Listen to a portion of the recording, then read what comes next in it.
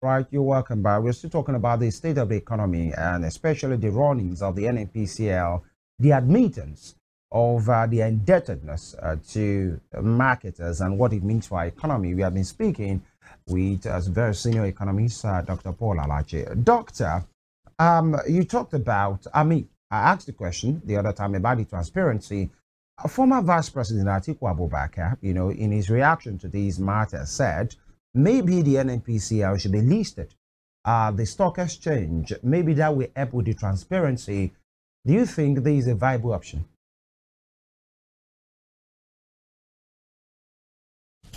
Exactly what I just said. So you cannot have a company of that size.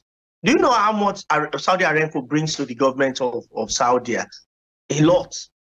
So we cannot say we have a government, an agency of government that is doing very poorly, that's actually making losses. And we are running it like a parastatal. No, it's not possible, it's not visible. So if you list it, then that would be the way to go. But I am even saying that start with 5 to 10% of the sales of shares. Don't start with 40 or 50. So you see how shareholders, we demand for accountability and transparency. It cannot be an NPCL and the hair has no meaning. It cannot be. That's exactly my point. But do you think the NNPCL will want to do this? I mean, speaking to listing the NNPCL on the public. Question, yeah.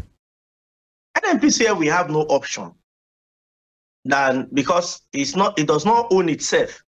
So if government truly wants to generate some revenues, and government wants it to have a better of clarity and accountability than NPCL, the low-hanging fruit, the easier window for that to be done is to put it on the exchange for listing.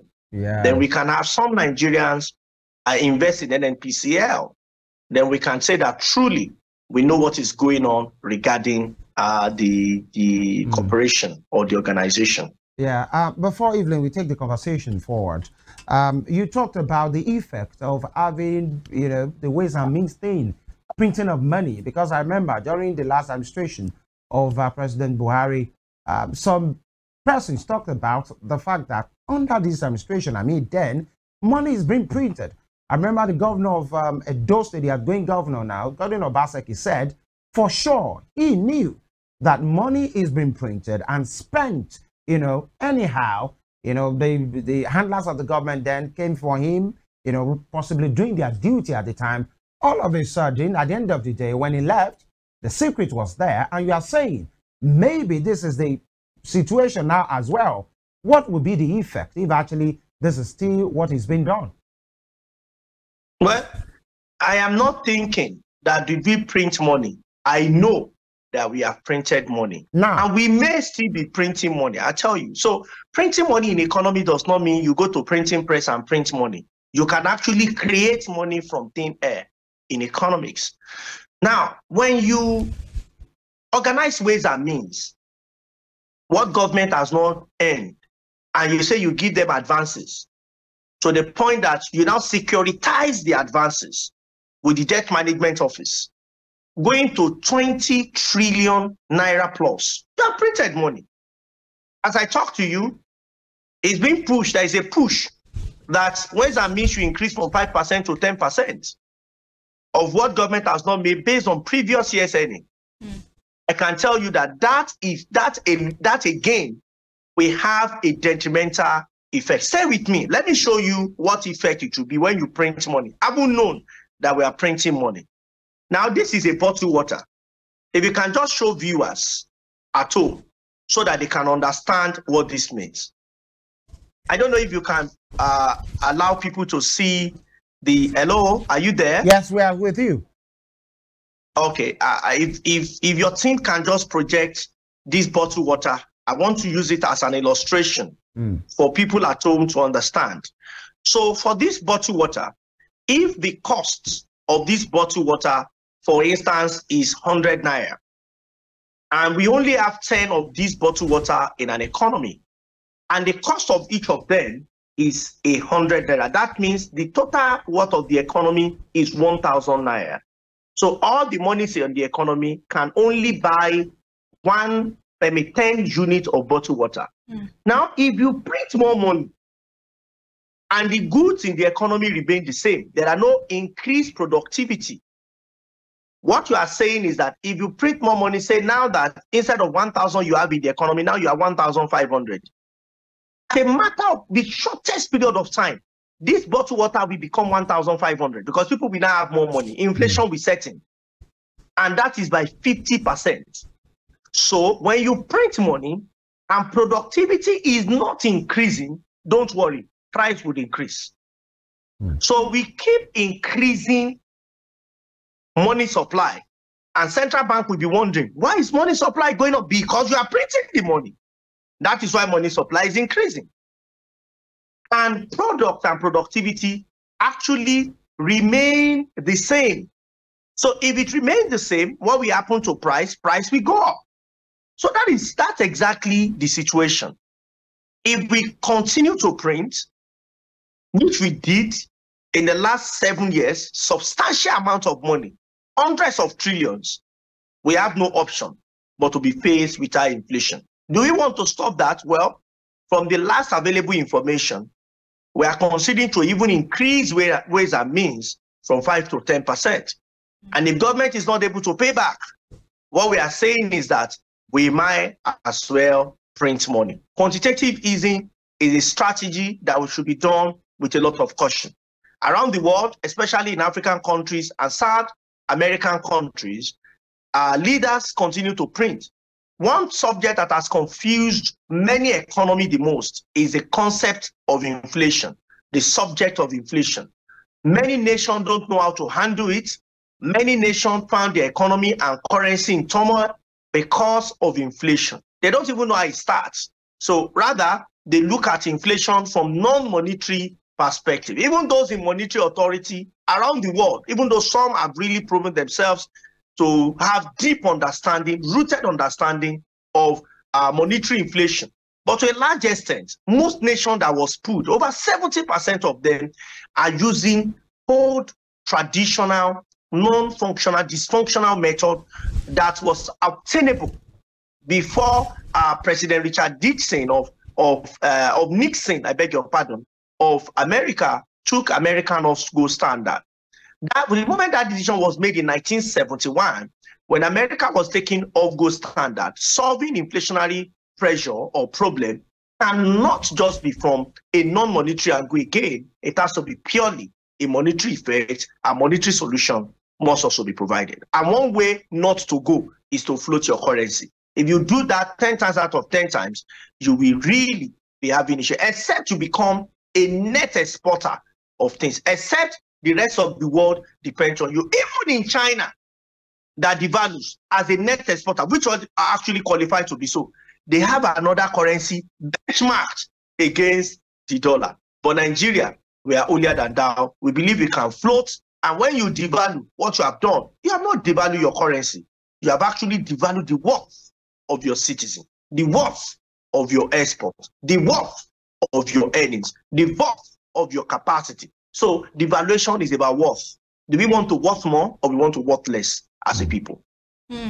Thank you so much, Dr. Alaje, for that illustration. I'm sure even the layman would understand the concept of inflation at this time and how it sets in an economy. Thank you so much. Now let's move into the smuggling, the issue of the smuggling of premium motor spirit, also called petroleum. The Minister of State for Petroleum Resources, Ainekin Lokobere, has given a directive that the NNPCL must begin to sell petrol above the landing cost, which currently stands at 1,170 naira per litre, to prevent the smuggling of products to neighboring countries. You know, it is said that Nigeria sells petrol at 700, 800 naira to a litre, but in countries like the Republic of Benin, petrol sells at 1,700, 1,650 to a litre. So the minister thinks making the NNPCL sell at above the landing cost will reduce the profit gap of those who are smuggling from Nigeria to neighboring countries. But people are saying that, does this not mean that Nigerians would have to suffer for with this new directive by the minister, if we are to increase, or NNPCL to increase the landing cost to above 1,117 naira per liter? What is your take on this? And do you think politicians are wise? Politicians are wise in their own ways. Politicians are wise in their own ways. The argument you presented is at best a fallacy. So I don't want to be giving you classification of the fallacy that the minister said. We are not in Republic of Benin. The comparison is poor. Do you know there are countries in the world that are selling less than 300, 400, 500 naira per liter? And they are oil producing countries. We are producer of these products. They don't have it in the country you mentioned. They don't. So our cases are not the same. You cannot compare Nigeria. No, the minister that wants to prevent smuggling should prevent theft of crude oil. That's it. You cannot select the one that is convenient for you and leave the other unprevented. It doesn't work like that. Besides, let's not face smuggling. Does it mean that if you have an headache and you know maybe it's blood vessel or something, you just take out blood from your head until you drain your own blood? That medicine was applicable before. We call it blood-letting medicine. You know what happened? Most of the patients that were treated by letting out their blood in order to remove terminal disease, they all died. That's not the way to go. Economic thinking has advanced beyond that. And you really don't need deep economic thinking to solve this problem. There are smugglers. That means you have information. So where? Republic of Benin. Can you man all the entries to Republic of Benin? Which agencies in charge? We have the customs, we have immigration, we have the police, we have the civil defense, we have the military, we have the Air Force. Are you saying that these agencies of government, our vibrant men, cannot prevent? Because you cannot teleport PMS from Nigeria to Republic of Benin. It is not a tin of milk that you can put in your pocket and bring it out in Republic of Benin. It's not even your handsets. It's not your luggage. We are talking of 40,000 or 33,000 at the minimum truck load of PMS. Are you saying you cannot prevent that? I don't know how to think about this. That the way to go is by removing shortfall and sell above the landing cost. Well, it has an implication. The implication is hunger. The implication is deprivation. The implication is high inflation. The implication is poverty. So you're saying that this directive by the minister is like killing a fly with a sledgehammer. This is not the way to go. Of course it is. It is. It is what it is. It is. It's not the best approach to adopt. What we should have done is to prevent smuggling. That's what we should have done. And all trucks in Nigeria, they're expected to have trackers. You know where they are. There should be devices to demobilize them when they leave the shores of Nigeria. It's not just when they leave the shores of Nigeria. If a particular tracker is to supply a PMS to Osun, we can monitor it. That's what serious countries have done. We can monitor it. If it goes out of Osun State and we are seeing it in Odo State from Lagos, then it should be demobilized. It should stop at the station. It should even be showing us. You see, this is not 1991. This is not 1989. We can see the movement of the truck. Even though truck method of moving crude is not the best. The best is pipelines. But since we feel that, oh, the vandals are stronger, we don't want to combat them, we don't want to fight them, then we resort to trucks. Now we are saying that because some people are smuggling, the best thing to do is to sell PMS above 1,000. The implication is that cost of rice would increase above 80,000 for local, because foreign is already 115, 120. What we are saying is that to barb your air that is between 1,000 to 1,500, we increase to about 2,500. But leave all of those things and stay with the cost of transport. We are saying cost of transport should increase above about 20 to 30%. What happens to income? You are going to see very shortly the NMAs of this world, the ASU of this world, and eventually the NLC of this world. We have another round of, we no go agree, we want more salaries. This is running a cycle that has no end. And I've told you before, if you calculate what the minister is saying, the landing cost is in the dollars. True or false?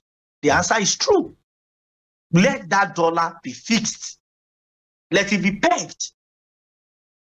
All right. Then we will have a sigh of relief. Go ahead. What we are all paying for is pass-through effects. We are paying for pass-through effects. We're also paying for devaluation. All right. Because are you saying that the cost of PMS in country of imports has increased by this percent? And I need listeners and viewers around the world, and especially Osun State, to pay attention to this.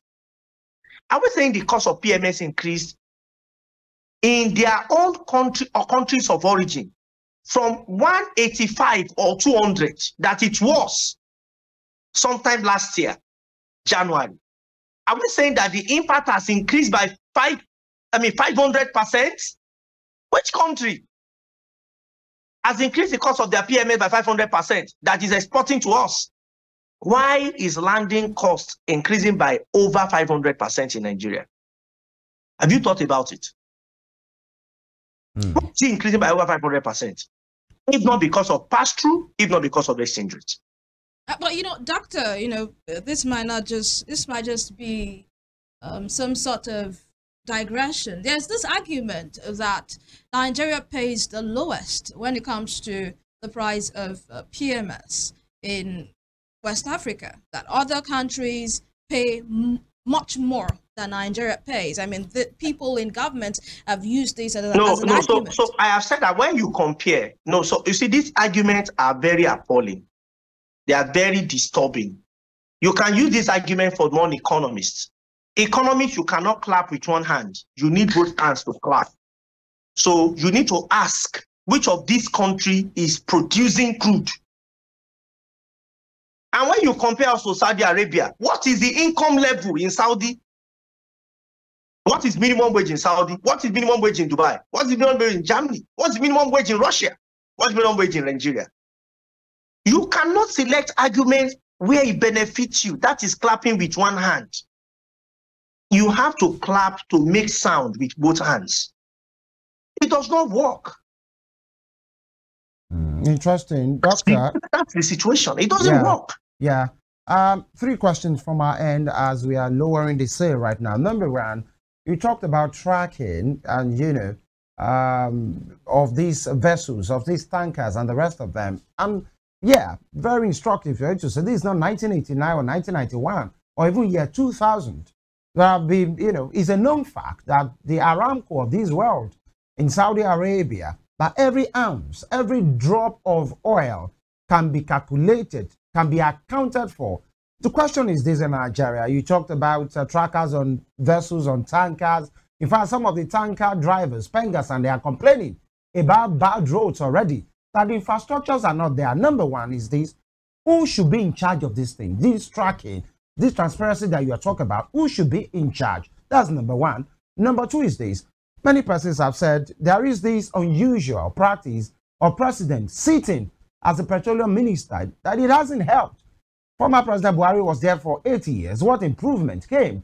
Apart from maybe the later end of the National Assembly when the PIA was done. Okay, President Tinubu now is still the petroleum minister. Yes, he's being flanked left and right by Peripe and Anike Lokobiri for gas and for petrol. Do you think that's a distraction? They should answer the president. He has no business with that, because many have said maybe because of the cash cow nature of the petroleum sector, that's why the president is there to make sure things are being organized. But they will say this is not the case. Maybe they should answer and find somebody else that can be trustworthy. That's number two. And number three is this. The issue of this financial strain, this admittance by the NNPLC. So this is where we are. And because we are indebted, it may affect, circulation, it may affect the free flow of this particular petroleum product. What does this mean? I'm talking about perception, because we have this culture, either conventional or unconventional. The moment there is just an appearance of a disruption in the ecosystem, you see people going for hoarding, you see people, increasing and inflating the prices. Are we expecting that as well? 3 questions, Doctor. Well, I don't know. Too many questions at the same time. Yeah. But I will tell you, sir, that already I was in Abuja yesterday, and what I saw regarding Q was I witnessed similar things, just before President Tinubu had announced subsidy removal. So if subsidy has been removed and the queue remains the same, then I wonder what we actually removed, because the reason for removal, even though that was government claim, was that the queue is too much. It's affecting supply. If we remove subsidy, there will be no need for us to have supply concerns. And I've said, no, that's not how to solve supply problem. You only solve supply problem by producing. Take your destiny off countries we are dependent on for imports. Produce locally. So if you don't produce locally, then you cannot solve the problem. Issue of hoarding. We are humans. And with human being is tendencies to want to be self-centered, greediness. I don't know if it's only animals, but I don't know if plants are also greedy. Well, those who studied botany, maybe they read things about it, or those who read about animals can discuss. But my study is purely social science. And as an economist, I can tell you that it comes with the package. And that is why we have government, to ensure that policies are made to discourage hoarding. But why do we hoard? We hoard because there is scarcity, or there is an information, there is an expectation that the resources will be scarce. Then people hoard. So how should we solve it? It's simple. Produce locally. If you have refineries working, why do you want to hoard what is in excess? Can you hoard air that you breathe? You cannot, because it's not necessary. It's abundant, it's sufficient. So people will hoard when they have a sense that the product may be insufficient. And with hoarding and long queue brings room for corruption. So what we need to guarantee first is supply. And I've said it, is on YouTube, is on my Twitter page. We must guarantee supply first. If we don't guarantee supply, we are just joking. At best, when we notice that we are not making more in revenue, we may further devalue the naira. And when we further devalue, prices locally will go up. Is that not a roller coaster of some sort? I don't know if there are more questions regarding what you said before, so that I can further clarify. How about the president sitting tight as the Minister of Petroleum? Yes, what does he bring? Yes. So for me, that is purely political. And, as an economist, I try to stay within the field, within the profession. But I will say something to it. If we have a minister in the president, and while the president says, I want to combine these two, and we can see the effect, honestly and sincerely, we will not have problem with it, functionality. But I can tell you that in the past recent years, at least 1 decade ago, that most presidents sat, I think apart from Jonathan during President Buhari, we have a substantive minister of, we don't have substantive minister of petroleum. I can tell you that whosoever the president is, to govern this nation alone is a lot of work. So if you must be petroleum minister, then we should see you performing as one. But if what you want to get is reports, up-to-date reports, or for some political reasons, and we are still not having the impact, I don't think it's sufficient reasons for presidents to be ministers or for them not to be. For me, to my mind, what I think we should do is, no matter who become the petroleum minister, whether the president or anybody, if we don't have a transparent oil and gas sector, a functional oil and gas sector, whosoever is there will not perform. So, and the first step to that is for NNPCL to be listed, is for us to do everything to promote transparency. Coming president, no matter what you say, whether you are minister or you are not a minister, you can't be minister over a non-functional entity or an entity that is underperforming. We can't be minister over an entity that claimed he made 3 trillion naira, but few weeks after or less than 2 weeks after came up to say, sorry, we actually owing. It does not agree, it does not align. So not to sound political or become a politician, for me, whosoever becomes the minister should also be based on the yardstick, should also be graded on the yardstick as a minister. So if presidents don't want to be graded as a minister, then they have no business, in the first instance, declaring themselves as the Minister of Petroleum.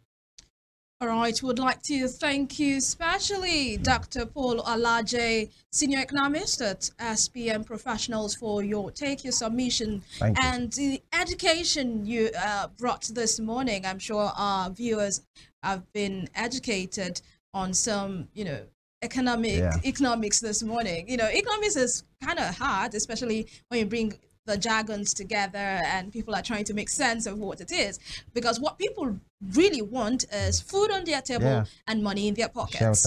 But thank you so much for joining us from the commercial capital of the nation, Lagos. Thank you so very much for having me, and have a blessed day ahead. You too. You too. The economics 201, that's not 101, because that's not basic. The ways and means, the bottle and the water explanation with the printing of money and how it's helping or how it is not helping. We must hold ourselves accountable from this side of the desk to the other side of the screen. Everybody must do whatever is necessary, and whatever you have been committed to do, especially people at the end of affairs, we must make sure our people enjoy, if actually they have to, of which they have to, especially being an oil producing nation. Sometimes these things are ironic. You can't even fathom it. You buy it very high, very costly, very expensive. It's not even easy to go by. Now that the information is out, that the supply might be disrupted because of the indebtedness, that just we say, how is that my fault? How should I pay for that? Some of these concerns have been addressed this morning and the way to go. We will be back for this program tomorrow, God willing. Femi is my name. Please stay true and stay alive. And my name is Evelyn Ohiolei, and like I always say, that Nigeria will and must work in our own time.